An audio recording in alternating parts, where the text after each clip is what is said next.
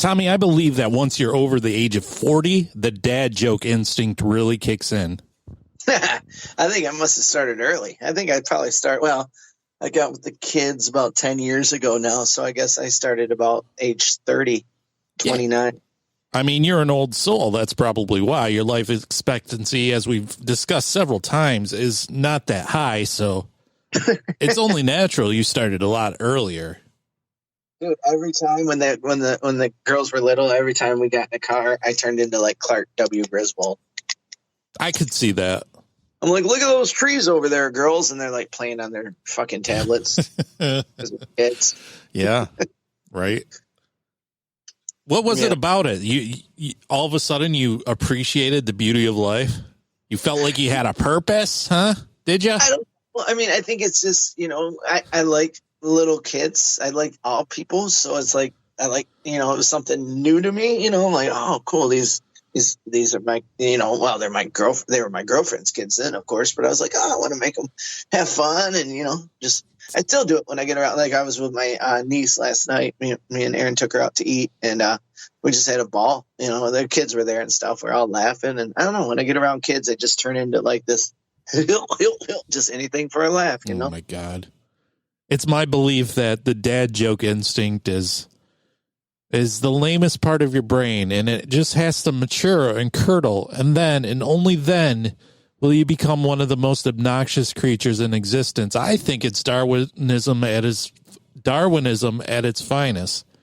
Man. Survival of the wittiest, in air quotes. I think it's the evolutionary trait that allows the average dad male to survive past a certain age and have to deal with all the ridiculous adultiness without going certifiably sociopathic. I think it's the only way to survive. You got to make fun of everything in the lamest way possible just to pass. Oh, the lamer the better. You want to hear my two go-tos? I would love to. My first go-to is if we're on the car, or if just some of us are in the car. It don't have to be all four of us, I guess, but at least one daughter, I would say. And we're driving somewhere and it's quiet or whatever. Or somebody said, I always say, if I'm driving, right? I'm always driving. And then I will say, wake me up when we get there. That's my favorite. Oh, right? Yeah, that's a good one. Good one, right? And the second one is whenever anybody in the house says, I gotta go pee or I gotta go poop, I say, oh, good thing we got a bathroom. That's my second favorite one. Oh, boy. Do you practice these? Is this something you've picked up along the way? I don't know where they came from. Oh, man. See, it's an instinct, I think. It is. I think so. Yeah. I can just picture you like, man, like every other middle-ager out there, just with a quick pull up of your pants and a knowing smirk on your wizened face, you launch into your carefully planned campaign of hilarity. Tommy, you have the stand-up stage. The middle-ager has this moment in time, and boy, he's going to regale you with some humor. I think it's our only chance, I mean, our friends don't laugh at our jokes, so. Yeah. I mean, most middle-agers fall asleep on the couch at 6 p.m. watching the evening news, so they have no time to practice this routine. They just got to rely on their dad-given charms and maybe plagiarize some noteworthy gems that they've heard commiserating with their fellow herds of dads along the way. Herds of dads or a briefcase of dads? What are we calling these groups of dads? What was the first choice? Well, a briefcase of dads. I like that. Samsonite. I was way off. Tonight, we went to the youngest's basketball game, and my parents came out. And this is a good one. And I've used this one before, and I've stolen it from my dad many a times. But my dad was there, and he got it. And what happened was my youngest got hit in the face with the ball. And my dad stood up and goes, "That's using your head." When I was a kid, my dad would say, "Are you serious?" And I would be like, "Yeah." And he goes, "Are you world serious?" World Series. Yeah. See?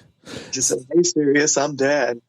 I want to believe, Tommy, that there's some mythical dad out there spreading groan-inducing puns and shameful one-liners like some sort of modern-day Johnny Appleseed.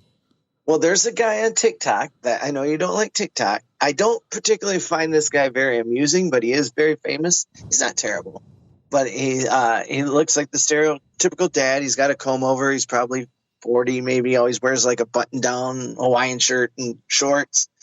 And it's always just him, but you're led to believe that there's a crowd around. But he does he's like, it will say on the screen when a dad sees another dad at a restaurant, he'll go, "Whoa, who let you out of jail?"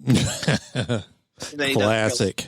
He does like a really annoying laugh afterward, and that's kind of his thing. His laugh is like a real hearty, exasperated dad laugh. So. Yeah, maybe TikTok's the way to become a new modern bard. You don't have to roam from town to town to spread your wares, Right. Yeah, absolutely. Yeah. So, yeah, he does funny things like that. Like, are you ready for the bill? And he'll be like, "Oh, it's on you tonight, isn't it?" And yeah, it's just stupid shit like that. I mean, you got to get these fun jokes out for the entire world to enjoy, because one day you'll just be a skull in the ground, You have to. One of my favorites, this isn't even a dad joke, but this is a good one, is, have you ever been to CC's Pizzeria? No. There used to be a pizza buffet. I don't know if it's nationwide. The only one I knew about was in Grand Blanc, but for some reason I knew there was others. It was definitely a chain. I just don't know where they're at. But I only went there once. It was disgusting. It was the worst pizza in the world, and I love pizza. But when you leave, when anybody leaves, the person at the counter's got to go, see you later. And I just thought that was fucking fantabulous. So they see you later. I took my wife Pookie, whom I adore, as grandmother, to the post office the other day, and she bought some stamps, and the stamps had otters on them. I like that. Otters, because they were cute, of course. Sure. That's why she bought them. And she was telling me on the ride back that the last time she bought said otter stamps, the mischievous postal worker behind the counter was like telling all sorts of otter jokes. And she said when she was ready to go, the man said, "There you go. Now get otter here." That just tickled her funny bone. Oh, she's still talking about it. She's still talking about it. She's telling everyone. Huh? The grandest stage of them all, and I've seen this many a time, is these self-scan checkouts. The middle-ager at these self-scan checkouts has a captive audience who is paid to be nice to him, and the middle-ager is a comedic sniper just waiting for his moment to slay. I've seen this so many times. Like, the middle-ager buys a case of beer, and for whatever reason, the cash register ma'am cards them, like every time.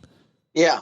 And you should see the eager little face of these middle-agers, because here's their chance to be a whole entire mischievous man. Yep.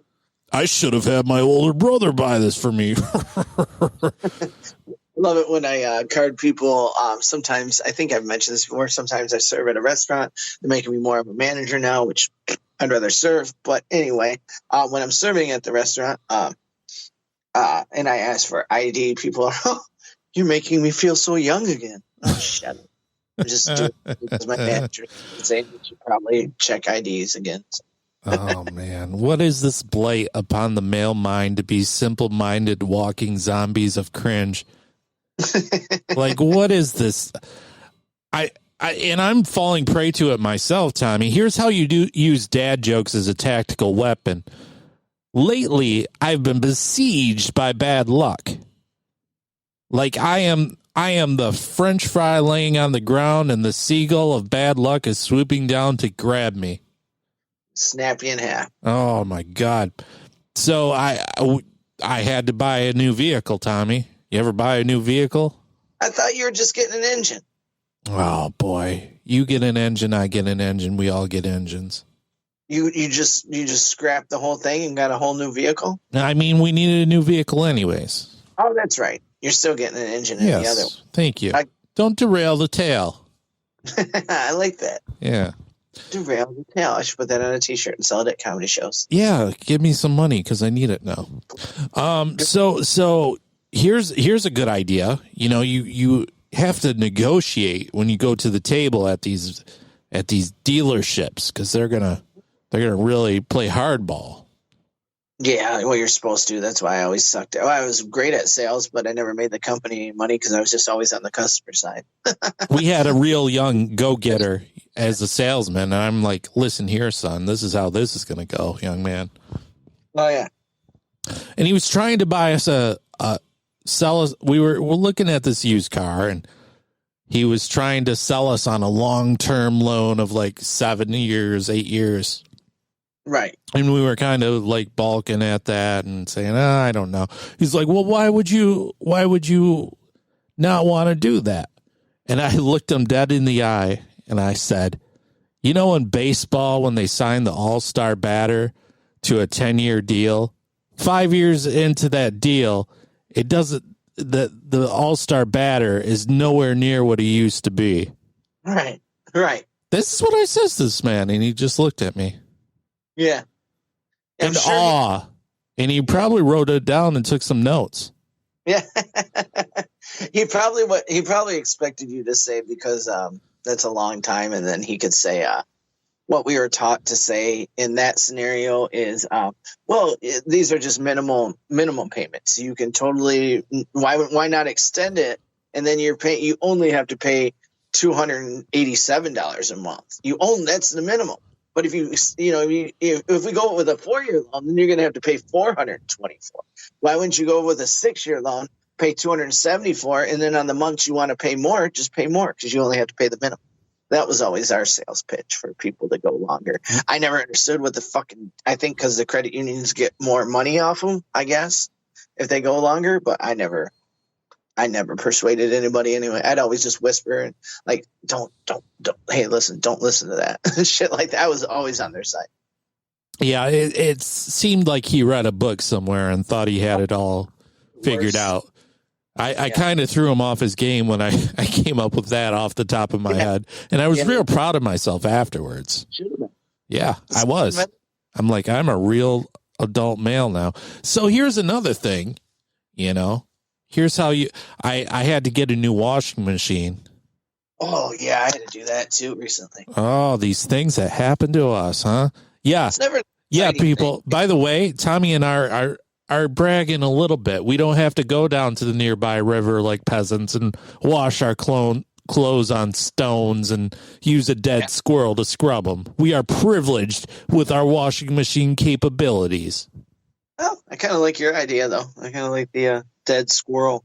Oh, my God. They make the best sponges, don't they? Those stupid little tails. I think I might want to use a dead squirrel over a fucking laundromat. Maybe. Here's an idea. Get a dead squirrel, use it as a loofah in the shower, huh? Oh, that's it. Might as well, huh? Yeah. Take your coot cat. I mean, so we got the washing machine, and of course the store we bought it from used some outside moving people to deliver it. And you never know what you're going to get when that happens. They contract this stuff out, and you never know. Why'd you have it delivered?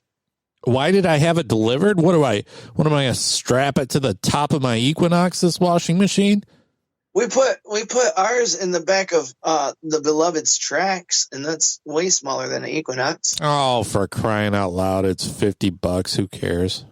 Fold the seats down and push it on in. You're an animal. I am. You are an animal. I had it delivered because I'm a man of comfort. You understand? Sitting there in your loafers, to the basement. Please. Yeah, my smoking jacket, my loafers. Your pipe. Yeah. So you never know what you're going to get when these people show up, You never know what Tom, Dick, or Harry is going to show up. And I was kind of nervous about it, but man, the best people showed up. They were the best. They were a mom and dad and a young man. They were a black family, and this was their business, and this is what they did, and they worked together. It was really great. Nice. So they're like contracted with the place you bought it from? Yeah. And the dad looked like Dave Chappelle, but he had like a lip ring and like an eyebrow piercing, and I thought that was cool. Yeah. Yeah. So they delivered in the 300. What's that? Looking like the dude from 300. Little bit, actually. Yeah. And the mom was clearly the foreman. She was definitely the boss because, of course, she was. And so she was like supervising what they were doing. And I was just standing there in the basement watching them hook it up and stuff. And she was looking at the games we had stacked up, and she started talking about them. And we were really bonding, you know? Uh-huh. And here's how you really seal a lifelong bond forever. Okay. I was signing the paperwork because it was all done, and I looked her dead in the eye and I said, "Looks like I have to do some laundry now." And she said, "I got some to bring over if you want." Bonded for life. Best friends forever. Yeah. I wonder how many times she's heard that and how many times she's had to use that response. Countless, probably. She's got best friends that she's bonded with forever. All right. All across the nation. Yeah. Okay. Yeah. Well, I don't know if they'd go all across the nation, would they? Well, it seemed a lot better. They're not delivering to Arizona, are they? I would guess that it would be just in your region. I mean, they better not deliver all the way to Arizona. Their legs sure would get tired. That's how I roll.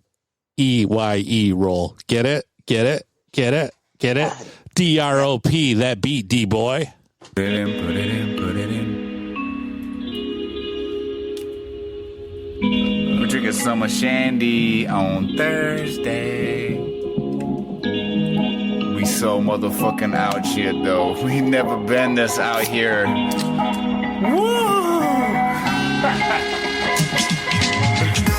So strange when it's changing the speed. What you know about Leonard Skinner? The whacker the intro, the hotter the verse every time, baby. I've seen the hard times and the pressures on me. Well, I've been working like a working man do. Got my act together, gonna walk all over you. Pressure pushing down on me, pushing down on you. Shit, let's raise the roof. Woo! About time, it's the era of the rebels. Cloud nine in the air up in the vessels. Generation fearless, got a taste for weirdness. Flow on fire, that's the way my beard is. Hard times, jump starting the grind. It's all good, y'all. Things fall apart sometimes. Let it go, let me know when you're ready, though. Don't push me, cuz until the edge I'm close. When the time comes, ride for something. Or live to be 90 and then just die for nothing. Speak their heart, your baby, speak their mind. And I'ma play their part, and I'ma freak that rhyme one time for you. Rhyme one time for you. I'm an island, man. There ain't nothing else by me, man. And I drink enough whiskey to float a battleship around this bitch any motherfucking how. Wow.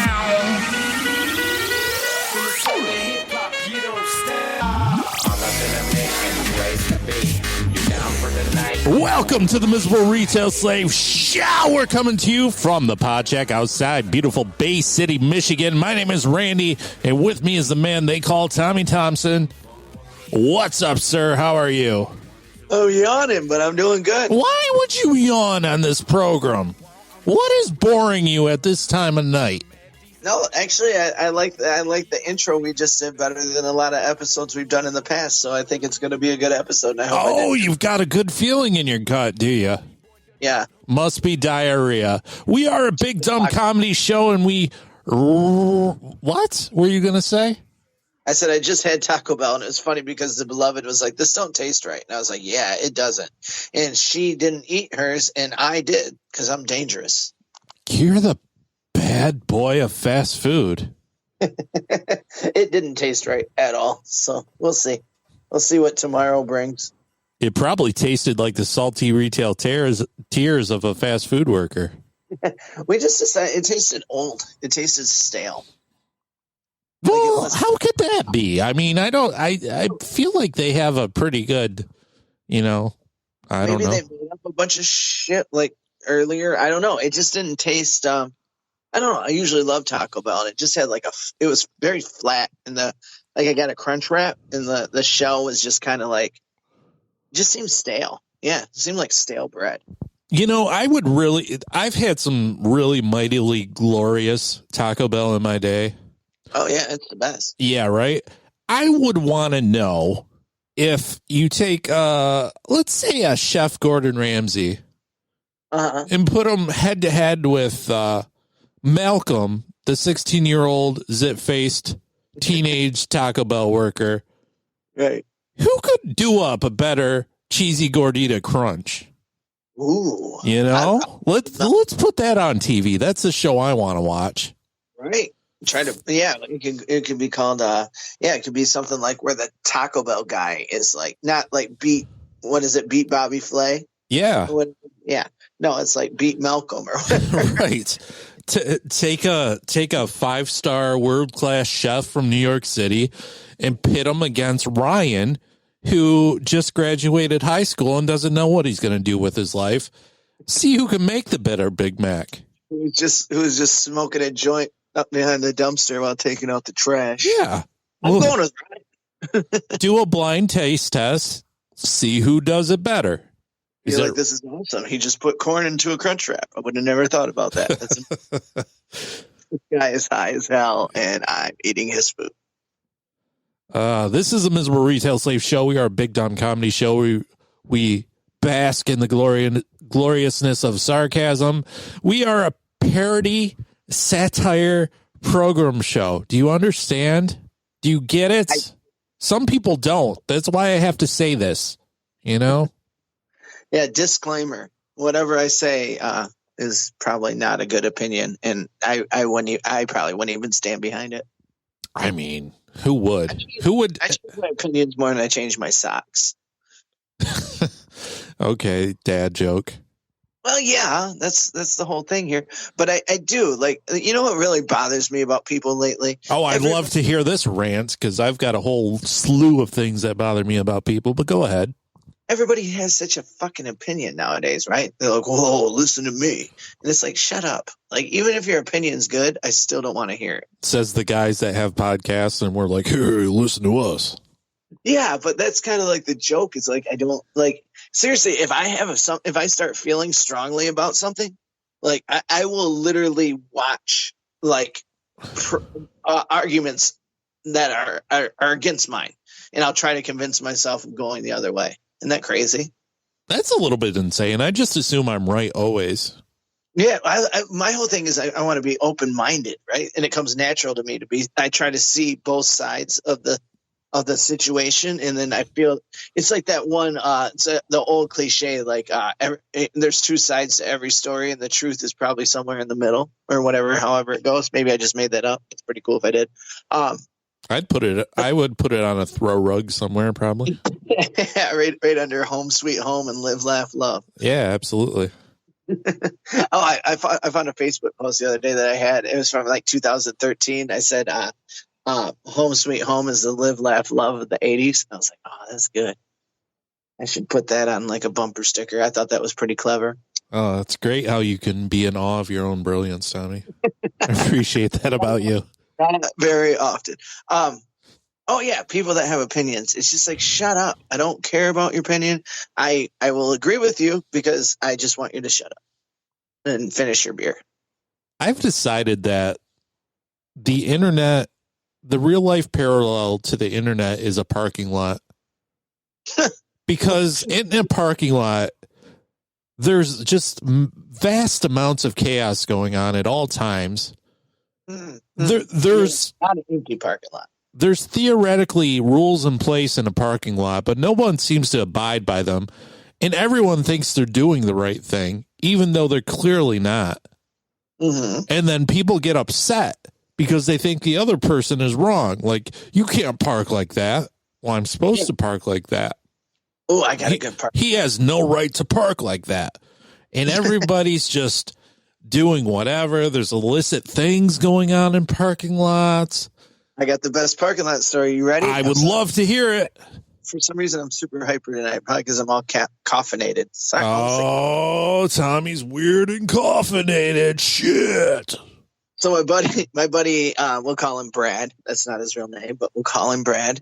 Me and Brad, we used to take off on all these excursions all the time when we were younger. We still do. We actually did one last year. When we'll just drive for like 3 days, and it's always like northern Michigan. It's not like Florida or anything, but we just like set up sometimes we sleep on the beach. Sometimes we find like a cheap campground. Sometimes we slept in the car. It's great. And we just, wherever we end up, we just party, and then get up and like go get a pizza or whatever the next day and just fucking nothing. It's just great. Anyway, I'm rambling, but, we were, 19. It was Father's Day. Brad had a fake ID, and, he calls me about 5:00. He's like, "What are you doing?" I'm like, "I'm at this barbecue." And he's like, "Let's go to, I don't know, West Branch or Traverse Lake or Traverse City or Mackinac Island later. So let's just go somewhere." And I was like, "Sweet, I have the next 4 days off work." And so we did. We just took off, and we first tried to go to like one place, and we were just having a ball. We ended up at Traverse City. We sleep on the beach. We get woken up the next day by the cops, and there's like beer cans all around us. I don't know why they didn't arrest us because we're on that. But anyway, so we get up, we go to the mall, and Brad finds this girl at the mall. And she's like 17, maybe she was 18, but anyway, we were 19, so it wasn't like weird or anything. And but she had like a 15-year-old friend, and I was like, "No, fuck that! Like, I don't want to hang out with no 15-year-old. We're 19." Right. But Brad's like, "Dude, I want to be with this girl." And so I just kind of ignored the 15-year-old all day, but they went everywhere with us. Wait, okay, I missed it. How old was this girl? Like the same age as you guys then? She was like 17 or 18. We were 19 or whatever. Oh, so okay. Not too far. But the 15-year-old was way, and I wasn't interested in her, and she wasn't interested in me anyway. So age didn't matter, but it was like having a little kid around, And Sure. And so, but Brad wanted to be with this girl, and he did, and everything. And we were back at the campsite, and I was supposed to kind of like babysit. And next thing I know, she's in Brad's car, starting it and pulling out of the campsite. I'm like, fuck. And so I run up to the car, and I was like, "Get out of the car." And she's like, "No." And then Brad comes running out of the tent where he's at with the girl, and he's like, "Dude, let her drive around the campground." I'm like, "No, this is a state campground. She's 15. He's like, "Dude, just let her drive." And I was like, fuck. So I jumped in the passenger. This girl's going like 50 through this campground, like squealing, like peeling out, like doesn't know how to drive at all. I'm like, what the fuck? So I make her pull over. I just walk back to the campsite. She just takes off like, and somehow she makes it back to the campsite. I make it back to the campsite later, and Brad's like, "Okay, well, I got to take them back to, I think their mom or one of their moms is meeting them uptown somewhere in Traverse City." This is like Oh my God. Yeah, I'm like, "Well, I'm not going. I'm staying at the camp. I don't want anything to do with these girls." Right. Yeah. So they take off, and Brad comes back, and he's all like, "Dude, you're not gonna believe what happened." I was like, "What?" And he's like, I can't remember her name. Let's call her Mindy. I don't remember her name, but he's like, I let Mindy drive. And I was like, "What the fuck?" And he's like, "Yeah, dude." He's like, "I let her drive, and she pulled in this parking lot." He's like, "There was one other car in the parking lot. What did she do? Fucking rammed right in." It's like, "What did you guys do?" He's like, "We just took off." Like, God damn it. So that's my parking lot story. There was one other car in the goddamn parking lot, and she managed it. And I said, I was like, "Dude, I told you that's why I wasn't going with you guys. I knew I couldn't stand being around her." But one other car, she managed to hit it. So. I wonder how many accidents she's been in her life now. Well, I don't know. She was 15 then, so I don't even know. Like I said, I was trying to ignore her all day. I wasn't pissed because I'm such an easygoing guy, but I'm like, whatever. Oh, I just said his real name. God. I will get ya. Brad. For those of you that didn't catch, I said the real name and made Randy edit it out. So, Brad. I'll put in an annoying like beep or sensor noise so that everyone knows that it was. Yeah. But Brad was just, "Come on, man! I want to try to get with this girl and stuff." So I just like pretty much, I didn't even hang out with him. I just stayed away from him as much as I could. Tommy the wingman shuffling it around and kicking dust. It was just so, I was like, it was like, even though we were 19, that the 15-year-old just seemed so young, it just seemed like, I knew we were going to go drink, and I'm like, I don't want to drink with, and I don't remember her drinking at all. I don't remember either drinking. I think it was just me and Brad that drank, but yeah, it just seemed like too like, just like I wouldn't be doing this with my kid brother or kid sisters, so I shouldn't be like, I don't know. It was just a weird thing. It is a weird thing. When you're 19, 15 is way too young. Yeah, it's just like, yeah. Like I said, even to be around, it wasn't, like I said, it wasn't not even close to being a sexual thing between me and her. I was 19, she was 15. I never even thought about it like that. But Brad, like the 18-year-old, so. Yeah, it's weird. Like when you're like 30 and somebody's 26, that seems like a lot. But when you're 34 and somebody's 30, that seems like nothing. It's crazy.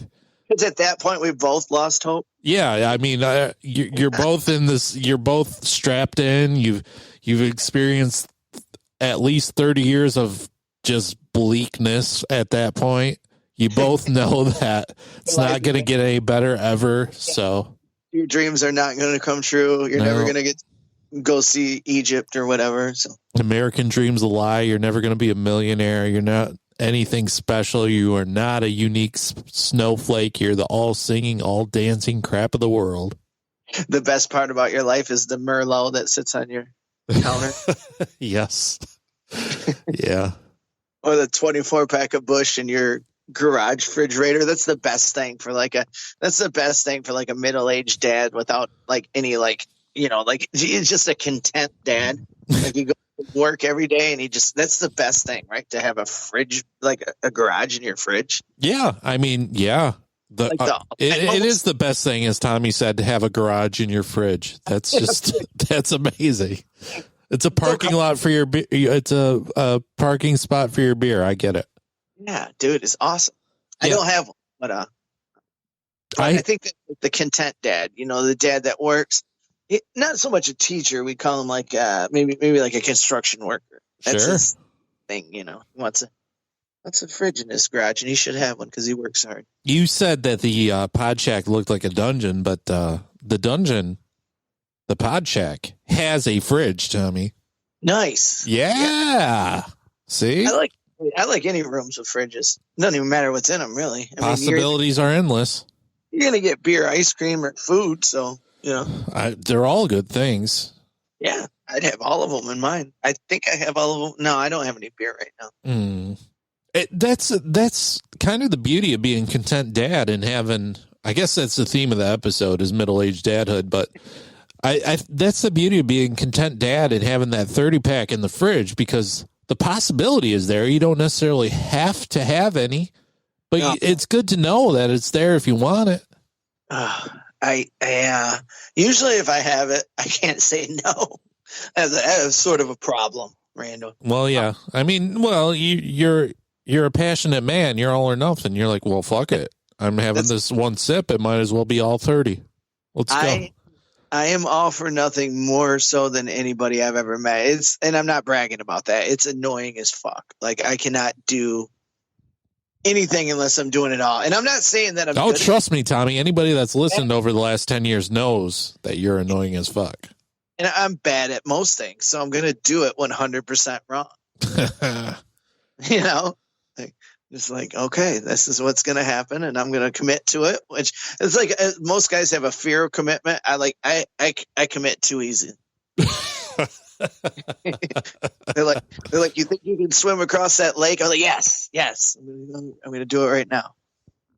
Oh man, I drown 20 yards in. Probably get a cramp from too much beer. Well, and people will be like, you know what? I admire his gusto. He went for it. He really did. I've never been on coke before, but I think I sound like somebody on coke. I don't know why I'm so hyped up right now. You're just high on my voice. You miss talking to me, I guess. Yeah, maybe it was the nasty Taco Bell was charging my body. Yeah, it was full of methamphetamines. It was a drug deal gone wrong. Right. You said the code word for you said chalupa. That's the code word for meth, and I didn't round up 37 cents to save the middle schoolers or whatever the fuck they always want me to do. So they dropped some acid in my crunch wrap. That's a fucking scam that all of them are doing now. Everybody's claiming there's still a national coin shortage. I'm like, are you fucking with me right now? No, it's so stupid. They're just using it as a tax write-off. So it's like, Yeah, I don't care about the kids without eyelids in Portugal. it's always something so. Yeah, that'd be awesome if that's what I'd be like.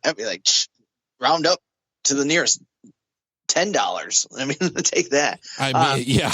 Well, you know what? You've got a great point. Like, okay, you can have my 12 cents if you tell me how you're going to give these eyelidless kids in Portugal eyelids now. Right. They don't. I doubt most of these places even like you. They probably have like a fucking coin jar, and the employee of the month gets to take it home at the end of the month. Bullshit. They probably don't even turn the money in. Now you're starting scandalous rumors about Taco Bell. I guess Taco Bell's the only ones that do it, aren't they? No, there's grocery stores that have done it. I was trying to think of a place that made me do it the other day, and God damn it was Taco Bell. Yeah. I mean, they do it all. Yeah, they're constant. I mean, I eat Taco Bell all the time. Yeah, they're always. I wonder if everybody should just do that. They're like, we got to pay for that hot sauce somehow. I like, my stickers at my comedy shows, TomEThompson.com. By the way, that's TOMETHOMPSON.com. My stickers at my comedy shows are pay what you want. So when people give me say somebody gives me they're like, oh, all I got is like $1.25, dude. I'm like, would you care to round that up to $2? Yeah, try that out. See how it works. I'm like, I just told you. All I have is, good thing I got a card reader. Yeah. Guy would be like, would you care to go fuck yourself? Because no, I don't care. I just tell people to flip me a nickel. I don't give a shit. Flip me a nickel. That's what you say on stage. I like it. Do you say that on stage? Flip me a nickel? I've been saying it lately about when the stickers. I'm like, I don't care. I don't care what you pay for them. They cost me like 37 cents, I think. Flip me a nickel, or just don't. Just come grab one. That's a fun phrase. I called a fast food restaurant the other day a flip and grip. And boy, did it make me and Pookie, my wife, whom I adore, just chuckle. And it was so stupid, and I don't even know what it means, but man, I love that phrase, flip and grip. The flips of Compton are going to come get you. The flips of Compton?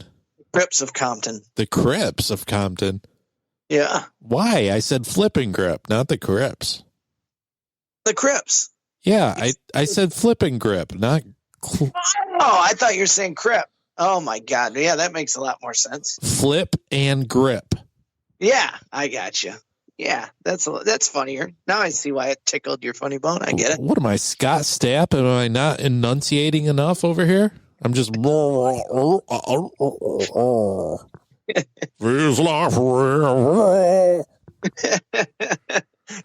my friend. Hello, my friend. Everybody talks shit about Creed, but everybody rocked a bowl cut with Creed. Oh, everybody loves Creed. Everyone loves Nickelback too. People sing it secretly in their car. It's like a sex cult nobody wants to admit they're a part of. I don't like Nickelback. I've never liked Nickelback. The first song, when was it, Leader of Men? I was like, yeah, it's all right. Whatever. It's all right. And then they were the most annoyingest band on earth. They're almost as bad as Smash Mouth. Fuck Nickelback. Wow. Oh, I want a bathtub I can play baseball in. What the fuck? I don't think that's right. Yes, it is. I don't think that's a real lyric. Look it up. I'm going to. I hope that's not. It is. That's why. From the song Rockstar, right? Yes. I want a bathroom I can play baseball in. Well, no, you just said bathtub I can play baseball in. Maybe he said bathtub. I'm sorry. It was bathtub or bathroom. I hope it's bathtub, because what a dumb lyric that is. Let's see. Oh, like bathroom's any fucking better? Well, bathtub. Yeah, bathtub is way funnier, but I think it's bathroom, but it might be bathtub. Oh, man, I looked up Rockstar and it came up with Post Malone. That's not what I want. That's a better one. Huh? I like Post Malone. Yeah, I do too. He passes the vibe test, as the kids would say. Nobody says that. Oh man, yeah. Every Nickelback song's stupid. I mean, remember I used to have jokes about this, but then I realized everybody does jokes about Nickelback, so I stopped. But in a bathroom I can play baseball in. Yeah, okay. It's not much better than Bathtub. I don't know. Bathtub's pretty ridiculous. I got a bathtub I can play baseball in. Bathroom they ought to play. What? What are you talking about? Yeah. Play on your backyard, you fucking weirdo. Why would you play base? Why would you play baseball in a bathroom? That's the dumbest shit ever. Ugh, I hate him. What the hell is on Joey's head? Yeah, people are cool. Huh? People are cool. Why you say that? Well, I don't know. Some man named Chad sat down and wrote that lyric, and he's real rich. And that's cool. Yeah. Are you defending Nickelback right now? Oh, I don't know. Who can? Yes, I am. I'm devil's advocate. I'm defending a Nickelback. I can't. I don't know. Like then. Listen.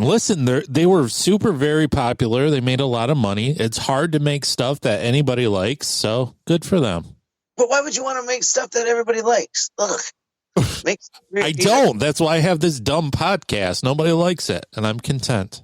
You don't do art for everybody. You have to do it from your heart and for your, listen to this guy talking about art now. It's true. That's every fucking good comedian will tell you. You don't fuck. Well, I mean, okay, maybe Kevin James plays to the audience. Oh, shots fired. No, I like Kevin James. I think he's great at what he does, but I wouldn't call it art. I guess I don't know because I think it's like word art. Yeah, there's a lot of art to it's it. It's word art. Yes, it is word art. Performance art. It's all that stuff. But it's like crossword puzzles with a purpose. Word art. Right. I like that. But I don't know. It don't matter. I'm just rambling. You are fucking rambling. I think it's time to take a quick short little break. When we come back from the break, we're going to talk about online dating, Tommy. Obviously, I'm not indulging, but I heard of this new app in the online dating world, and I just feel like I have to talk about it briefly. Okay. And then we'll talk about cheese. Oh, my favorite food. And then we'll talk about your comedy career. Oh, it's going better than ever. Better knock on wood. Yeah, knock on your stupid dumb head, huh? Sounds like driftwood. You're listening to Miserable Retail Slave Show, MRS. We'll be right back.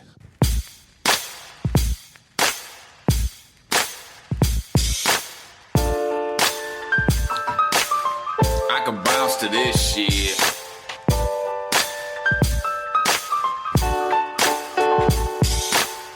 Well, I'm akin to the lion, spirit forged of the iron, wherewithal to the wolves and lyrics born in the silence. You've been used to some bullshit, now you're hearing some science. Stare my fears up in the face with the sheerest defiance. Keep it weird till I die, that's my shit. And if they're hating, I'ma hit them with the fiercest of kindness. I can peer in your eyes and see we clearly divided by the way that you're hiding. Come on, unleash the vibrance for the dearly departed. We ain't just merely surviving. And I ain't talking about some planes when I'm saying I'm fly, but this dream is so lucid and I'm making these movements I ain't never made. Maybe I just been afraid, waiting on some miracles and better days. Played by my memories and ecstasy in the ways.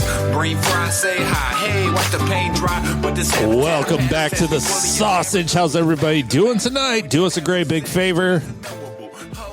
Go to that Facebook.com. I don't know. I don't even use Facebook anymore. Don't go to Facebook.com. It's what they want you to do, right? Yeah. So I guess the best thing to do is to tell a friend that you listen to this and pass it along. Word of mouth goes a long ways, huh?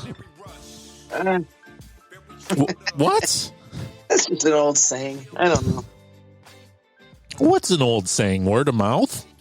Yeah, word of mouth goes a long ways. It's like, I think it depends on the mouth. Yeah, exactly. Eventually it gets it to the right mouth, and that mouth will work magic. That's what she said, I guess. Jesus. Uh-huh. You're welcome. You can follow me on Twitter at mretailslave. That's where I'll be. So if you want something to say to me, you can find me there, you know. Oh, I had a tweet the other day. Did you see my tweet? No, I didn't see your tweet. I was asked to tweet. You're on Instagram, though. You post on that gram, huh? I didn't know. I didn't know I was posted on Instagram for a long time. What the fuck? How do you randomly post stuff on Instagram and not realizing it's happening? What a dummy. What a dummy. Yeah, I didn't know that. I don't know how, when, or why I connected it to my Facebook. It was probably one of those auto things that I just didn't know what it was, so I just clicked accept or whatever. Great. Probably wasn't paying attention. But yeah, I went to Instagram the other day because somebody mentioned something, and I was like, oh, let me open up Instagram. And I opened it up, and it was like all these messages and like people liking shit. Like, what the fuck? And I realized, yeah, I've been posting everything from Facebook on Instagram as well. But that's good, right? That's what the kids do, right? Oh, they gram it up. They do. Yeah. They talk it up. They gram it up. They, you know. Yeah. But I was asked to tweet. Darren McCarty, the Red Wing, asked me to tweet. So. Yeah. Does he follow you on the twitter.com? He pulled me aside after our show. That's right. I do comedy with Darren McCarty now. Yeah. He pulled me aside and was like, hey, man, you got Twitter? And I was like, I think so. And he's like, okay. So it gives me his, the real Darren McCarty or whatever. Sure. He's like, that's me. That's me. And I was like, all right. He's like, will you post a picture of us and tweet about the show? It's like, of course. So. Oh, that's awesome. Let's have Darren McCarty on the show. I would fanboy so hard. He'd probably do it. Probably. I think he would. Let me see if I open up for him one more time. I think he would do it. I don't think he does. He's retired. So. Yeah. I would love to have him on. That'd be a hoot. Yeah. All right. Well, sorry for interrupting yet again. Yeah, well, that's what you do. That's what you do. You interrupt. Yeah, but I found out. Oh, here you go again. Yeah, a lot of times after shows, people are like, "What's your handle?" And I'm like, "What's that?" Like CB, like, right? Like Instagram. I'm like, oh shit! And for a long time, I didn't even know. I was like, I don't even know, and I didn't know that I could go on Instagram and just see it there because I'm a moron. I just thought it was. God. How do you not have a social? Why don't you've got 2 teenage girls in that house. Why aren't they coaching you on how to use social media right now?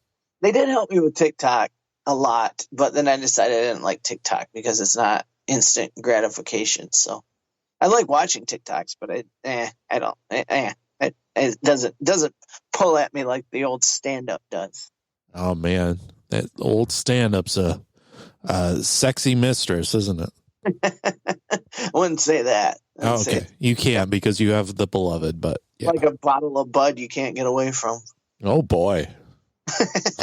It's funny. I saw Randy teases me all the time about quitting comedy, and I saw this guy who's probably listen though. Let's have a real conversation. I tease you because you say things, and then it's not like I'm a little bully man. No. I confide in you on the nights that they don't go well, and I'm all up. And I've been hearing this for. I mean, outside of your wife, I might be hearing this more than anyone. I've been hearing this for like 6 years. So it's funny because it's funny because sometimes I get like I think I'm really serious about it and stuff, and it's so weird. It's so fucked up, but I'm never going to do it. I know. I can't. There's no way I can do anything else. But a guy that was like, every comedian does it. Every fucking comedian does it. Maybe not as much as me because I'm a little bit dramatic. But there was a comedian that's maybe 2 years in, and he was posting on his Facebook today asking for reasons why he shouldn't quit. It's like, oh God. Oh man, you're becoming a real comedian now. It's like, oh man, it's got you. Tell me one more reason why I should keep doing stand up, looking for advice. And so what I told him, which is real, which I've found in my 11 years, is that sometimes you go through slumps, and sometimes the slumps last like years, and you just don't stop. And then when you come out of the slump, you're like killing like you never thought you could kill. You know what I mean? Like every time you come out of the slump, you're a way better comedian. So that's what I told him. That's true.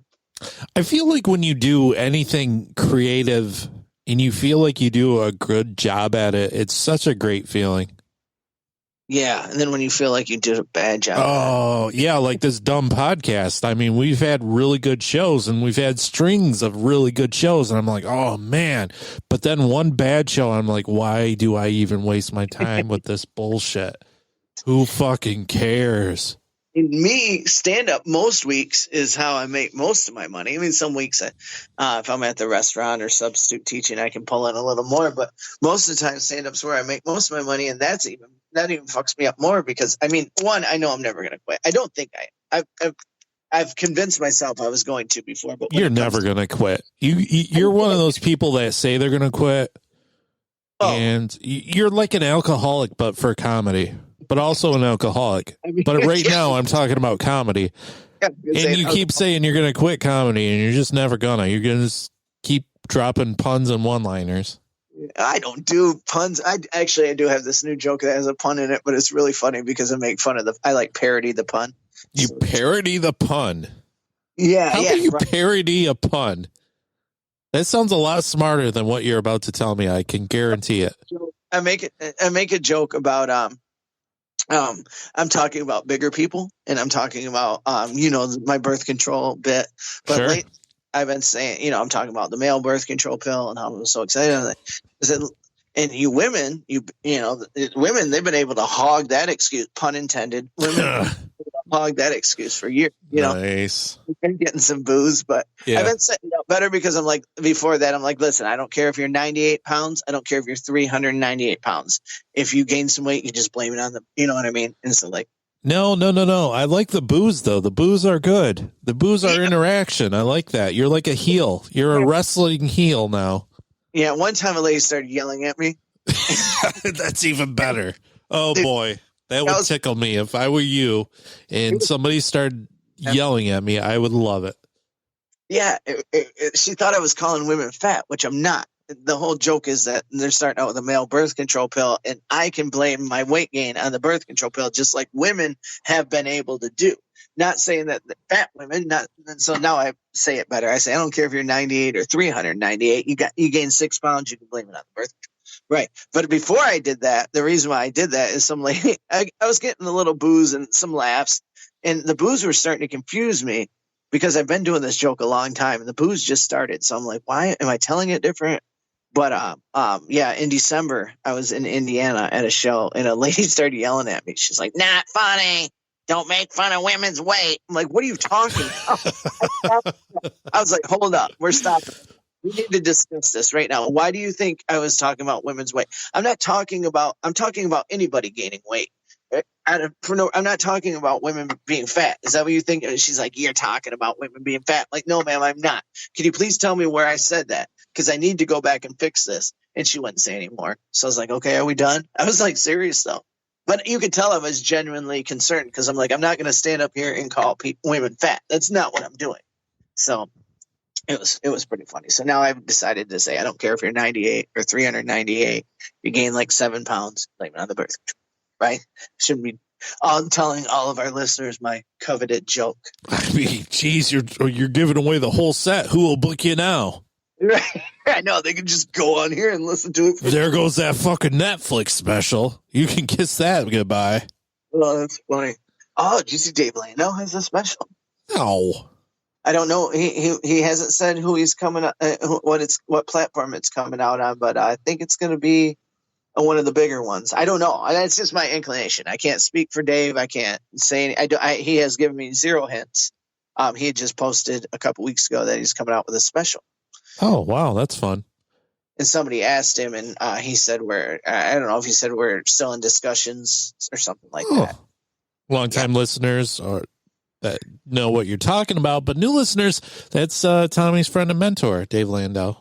Yeah, he doesn't like to be my mentor, I don't think. But yeah, he kind of is, whether he likes it or not, in like a way of, I just, He's saddled with that label. That's what I've given him. He can't squirm away from it. Yeah. Yeah, so he should be coming out with something. I mean, his popularity has gone through the roof, so I'm assuming it's one of the bigger platforms. But again, I have no. Speaking of specials, and I don't like to get too topical or political on this program, but I feel like this is worth worth a mention. So as of the recording, this time that we're recording on this day, Russia invaded the Ukraine. Yeah. And wow, scary stuff, right? But did you see what's happening? Did you see that Louis C.K. has a show in Kyiv in the Ukraine, and he didn't fucking cancel it? When's the show? What? When's the show? Tonight, right now. No way. Yes. And as of the time we are recording at, like, I don't know, last I checked, it was like 8 p.m. It wasn't canceled yet. Wow. What the hell? Yeah, everybody gather in one spot. Right. I mean, I don't want to make jokes about it, but I mean, it seems a little like I guess it's a dark joke, but I mean, I don't mean any ill will towards it. It's terrible what's happening over there, but why? I don't know. It seems like a weird time and place for an entertainment to be going on. I mean, if I was him, I would turn tail and run away. Nobody can understand your jokes anyways, and over there in the Ukraine. English is their second language. Who goes to see a comedian in their not native language? Like, would I go see a French comedian who's sitting there talking French the whole time? Oh, there's a documentary called I Need You to Kill. And I don't know if it's on Netflix. I've seen it. And it's Chad Daniels, Bobby Lee, and God, I can't remember the third comedian. But they're all, nationwide headliners, pretty well known. And they go to, I think it's China or somewhere. Maybe it was Korea or something. And they go there, and the whole documentary is about it. And they're doing American comedy in English to these foreign crowds. And it's pretty interesting. What they laugh at and what they don't laugh at. It's, pretty weird. A lot of them are, understand English or whatever, but some of them don't. So it's interesting. I should mention that if you want, you can go to patreon.com/miserableretailslave and subscribe. I'm going to personally add a bunch of Patreon content. I feel guilty about that, but also I need money like you wouldn't believe. So let's talk about Russia though for a second. Oh boy, Soda Popinski. He was a formidable foe in Mike Tyson's Punch-Out. There was rumors. I always heard these rumors that if you punch Soda right in the stomach, he would spit pop out, and that was not a true thing. Because in the game, you could never punch him in the stomach. He was really good at guarding the body, you see. Yeah, but then you can punch King Hippo in the stomach, and he drops his pants. He did. I do the same thing. You punch me in my belly button, I'll drop those pants like you wouldn't believe. It's so weird looking back on it. When you're a kid, you're just like, haha, that's funny. And it's like, why is this grown man flashing us? I didn't see anything. Oh, I don't either. But I mean, he's supposed to be a grown man, right? Pull your pants up, weirdo. Wear a belt, son. Right.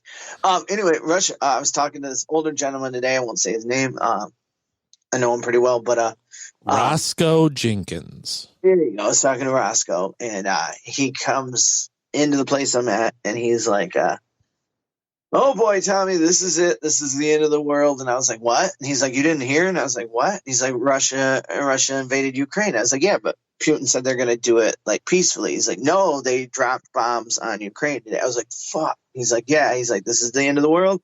He said, they're going to nuke us. If they don't nuke us, China will, because everybody's going to start attacking everybody now, and we're going to get nuked. And this is it. I'm very depressed. I was like, holy shit, Roscoe, do you need a beer? He's like, yeah. But he was serious. He says that's what's going to happen. So he's a pretty smart guy, too. I got that feeling momentarily. I'm like, oh, Jesus, this is something I don't need right now. Right. But it's not over, right? I mean, it's just starting. Yeah, it just started, but I don't need a nuclear holocaust right now. Like I have car payments and. Well, we can get rid of those. They can nuke them. I'm trying to do P90X right now. Like this is really just ruining my day. So knock it off. It's like Kevin Nealon. I can't do the joke, of course, but I will give like a recap of a joke right after Hurricane Katrina. Kevin Nealon was on a late night talk show, and he was talking about he's like, he said, I'm really bummed out, what happened in Louisiana. I was supposed to go down to New Orleans and do like 5 shows. And I've never been to New Orleans. They were going to put me up in a really nice hotel. They were going to ride to and from the arena that I was playing at. All shows were sold out. I got free like prime rib dinners every night that the arenas put on. And then Hurricane Katrina hit. And I said, oh God, why me? Why'd you do this to me? Which is, always like that. And that's kind of course, he tells it a lot better, but I'll never forget that. I was like, whoa, that was pretty risky. So risky. But Roscoe Jenkins there was talking about, he said that now China's going to fucking go after Taiwan or something. And then we're going to have to step in and then we're going to get nuked. And I'm like, oh, Jesus. All right. I'd rather talk about COVID. Right. Right? Like COVID's not anymore. Now the new threats. It's like, did we go back to the 50s? We kind of did. That's kind of the same thing. Yeah. Yeah. Because Roscoe broke it down for me why Putin's doing what he's doing, and it's pretty along the same lines of Stalin and stuff. But we don't need to get into that. We're having a good time. We're having a great time. Let's talk about World War III. Yeah. Yeah, was that the sound? Was that the alarm? Yeah, I was sounding the alarm. the grim sound of death is right. It does sound like like in the movies when like the poisonous gas goes off. Yeah, you hear right. That's just a random sound I make. I'm just a horrible sound. Oh man. So yeah. I don't know. I guess we can get back onto funny shit. My bad. Continue on with God damn it. Tommy's going to be opening up for Jay Mohr, and I want you to take a Blu-ray copy of Cherry Falls, and I need him to sign it for me. Yeah, we're opening up for Jay Mohr. And No. Are you going to have him sign this Blu-ray copy of Cherry Falls for me? Yes, I think he'll get a kick out of it. I think he will, too. I want him to. I need him to. Unless he just doesn't like me and he's like, no, don't talk to me. Then I probably won't. But he'll like you if you show him Cherry Falls. He'll be like, hey, just be holding it in front of my face when I'm introduced to him. Yes, absolutely. That shirt. Yeah. No, I think he'll be a cool guy. April 7th through the 9th, Skyline Comedy Club in Appleton, Wisconsin. I want to go to that. I want to try to go. Really? Yeah, why not? Why not? Yeah, why not? What do I got to do? Don't you have work? Well, it's overrated. It's on the weekend, isn't it? Well, I'm actually headlining that Wednesday in Wisconsin too at a bar. So what does that have to do with me? I don't want to see that. This is how it all came about. I was like a real comedian. Skyline has had me there. This will be my 4th or 5th time, and it's the best club. It's fucking awesome. But everything about it's just great. And so I got this new agency, and he offered me like all these Wisconsin dates in Iowa, and I just chose like one Wisconsin date, and it was April 6th. And so he's going to headline me, pay me really well, and put me in a hotel. And so I got a hold of the agency that booked Skyline, and I was like, yo, I'm coming through Wisconsin. Can you use me? And they were like, yep. So that was cool. Listen, if I show up to Wisconsin, I have to be able to meet Jay Mohr. You have to make that happen. Okay. Yeah, I mean, unless he's like, I don't want to talk to anybody, but if he is available and like most comedians are, I'm sure he is. I think he will be. Yeah, I don't think he would be standoffish about anything. But God. I can't promise. And if he you need to promise. Pinky promise right now, damn it.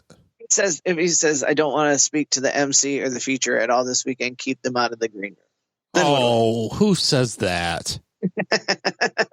Jonathan Mohr. He's not Michael Richards, for Christ's sake. Thank God.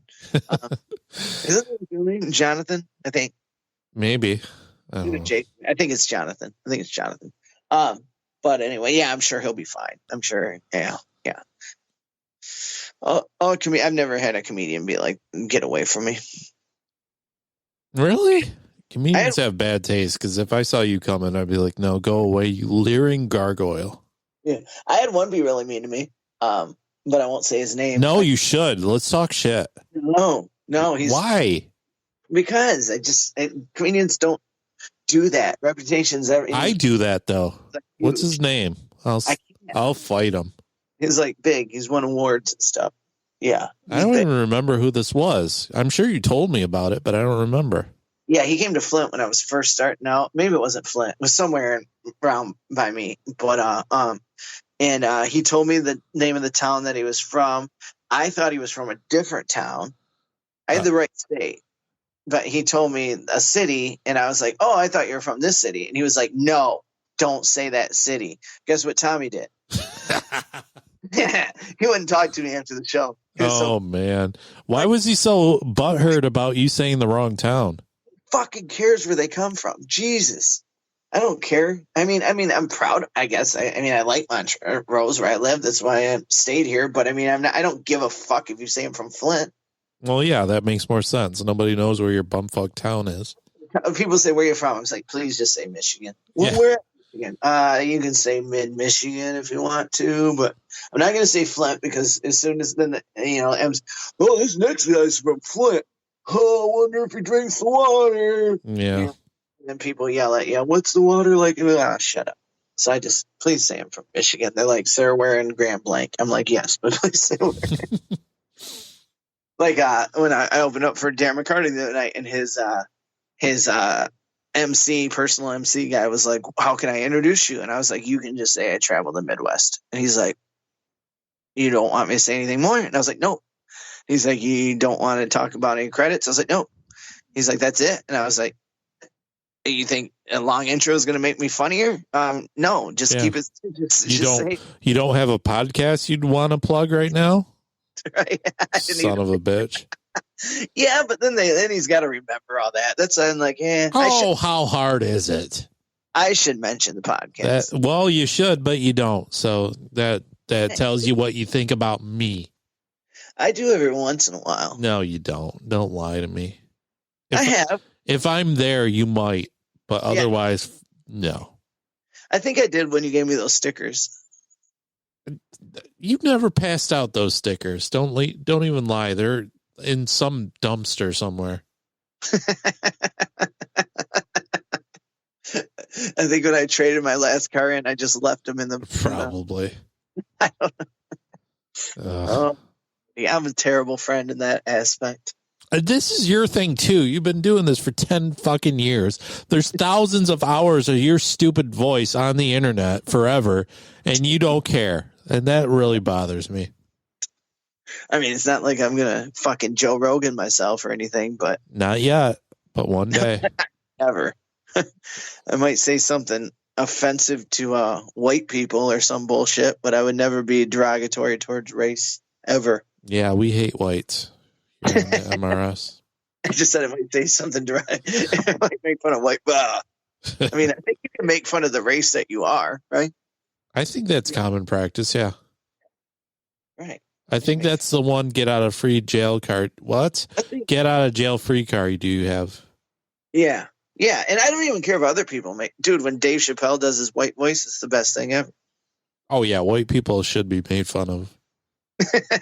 Absolutely. For sure, we're the worst. Goes back to the Louis C.K. thing about how white people have screwed things up since the beginning of time. Yeah, for sure. And we successfully screwed up your time here on this. I thought we were doing online dating. Well, I don't feel like talking about it. We rambled too much already. Yeah, I said a lot of shit tonight. Ew, that's never good. Tell me about it. That doesn't put butts in the seats. Yeah. Thank you so much for listening to the Miserable Retail Slave Show. As I said, there's going to be more on patreon.com/miserable retail slave. Please join, donate something. I don't know. I'm going to make a concentrated effort to put more content out. That's my goal for this year. Content, Tommy. I won't be content until I put out more content. Okay. Thanks for the help, buddy. Mm-hmm. I know how to bring a show down. Yeah, Jesus Christ. I'm glad that. Did Darren McCarty just throw himself through a plate glass window after you opened up for him? Because that's what I would have done. No, I think I'm going to open up for him again. I mean, I left when he was still like signing things and. Oh yeah, that's bad business. Like you just fucking peace out and oh my god. No, I don't think so. I mean, I stuck around. I sold my stuff. I made good money in merch, and then people were still just kind of hovering around Darren, and they were. I mean, I stayed around for about a half hour, and talked to people and shook hands and took pictures and all that stuff. But once everybody kind of settled back down, and it was just 3 or 4 people standing around Darren, I was like, all right. Yeah. Next time when Darren McCarty is with you, we'll do Miserable Retail Slave live at that venue and really raise the roof. Whoa, I don't think I am in charge of the booking of this, Randy. Okay, you know what? You need to be in charge of your own destiny for once. Stop relying on other folk. I can't call the shots. I don't even call the shots. Ooh, I went to a haunted place in Zanesville, Ohio. We'll have to talk about next time, and did comedy, and it was really fun. Okay. What do you mean you don't call your own shots? You need to shoot your shot.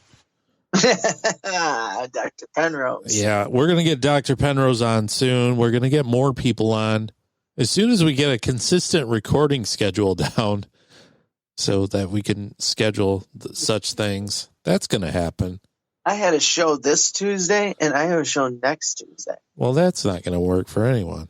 Tuesdays are banging for me, I guess. Banging?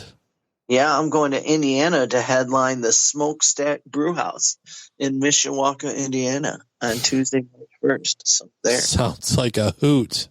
Yeah, I might go to, it's a great place. It used to be a Funny Bone Comedy Club, so it's set up. But I might go to Notre Dame first. I did that last time I was down there. Lots of fun. I like Notre Dame. Oh, I want to visit there someday. So it's great. I just want to see it. Yeah. Oh, it's beautiful. It's amazing. So.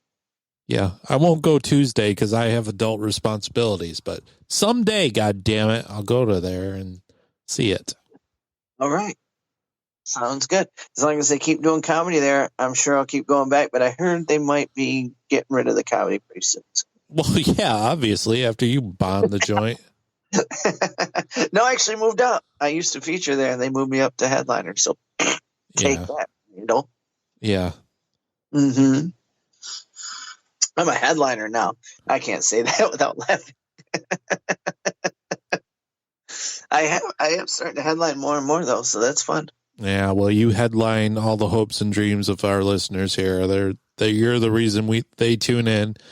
Hopefully they tune in next time. We're going to talk about more you stuff. sound depressed because I rambled way too much. Excuse me? I said, you sound really depressed. You're like, tune in next time.